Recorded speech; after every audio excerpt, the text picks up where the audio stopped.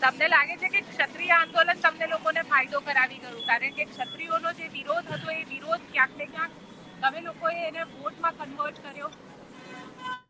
ક્ષત્રિય સમાજનું જે આંદોલન થયું એનાથી અમને ફાયદો થયો કે ન થયો, કોઈ પાર્ટીને ફાયદો થયો કે ન થયો, એ બહુ ગૌણ બાબત છે. મુખ્ય બાબત એ છે કે લોકશાહીને ફાયદો થયો, દેશનું લોકતંત્ર મજબૂત બન્યું. ભાજપ વાળા બહુ ફાટ્યા ફરતા હતા, પોલીસ નો ડર બતાવે, બુટલેગરોનો ડર બતાવે, ગુંડાઓનો ડર બતાવે, લુખ્ખા તત્વોનો ડર બતાવે, અને આખા ગુજરાતને વર્ષોથી ડરાવી અને ભાજપ વાળા દાદાગીરી કરતા હતા. આ પહેલી વખત એવું પડ્યું કે ક્ષત્રિય સમાજના આંદોલનના કારણે ભાજપના તમામ હથિયારો ટૂંકા પડ્યા. ક્ષત્રિય સમાજના આંદોલનના કારણે ભાજપની જે કાંઈ પણ ગુંડાઓની, બુટલેગરોની, 2 નંબરના રૂપિયાની પોલીસની શક્તિઓ કામમાં ન આવી.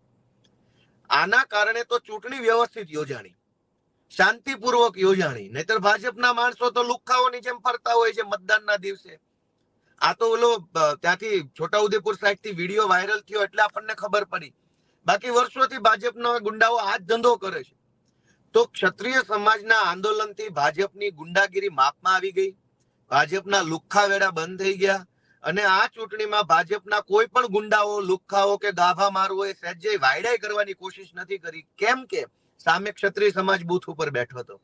તો ક્ષત્રિય સમાજના આંદોલનના કારણે આમ આદમી પાર્ટી કે કોંગ્રેસને ફાયદો થયો કે ન થયો એ તો બહુ નાનકડી એવી બાબત છે. મોટી વાત એ છે કે રાજપૂત સમાજે લોકશાહીને ફાયદો કરાવ્યો. એક જમાનામાં રાજાશાહી હતી ત્યારે એમણે જનતાને ફાયદો કરાવેલો. આજે રાજાશાહી નથી તો એમણે લોકશાહીને ફાયદો કરાવ્યો. આજે દરેક બૂથ ઉપર શાંતિપૂર્ણ રીતે કામ થયું. ભાજપ વાળાએ કોઈ વાયડાઈ કરવાની કોશિશ નથી કરી. શું કામ?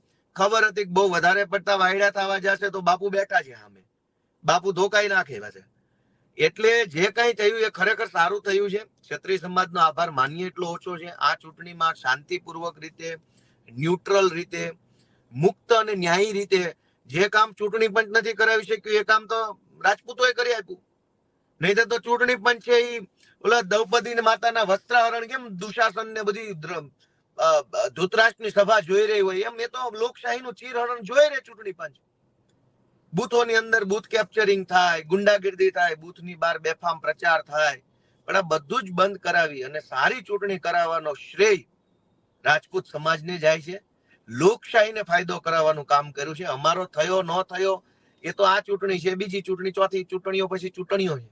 લોકશાહી મહત્વની છે. આપ કહી રહ્યા છો લોકશાહી મહત્વની છે.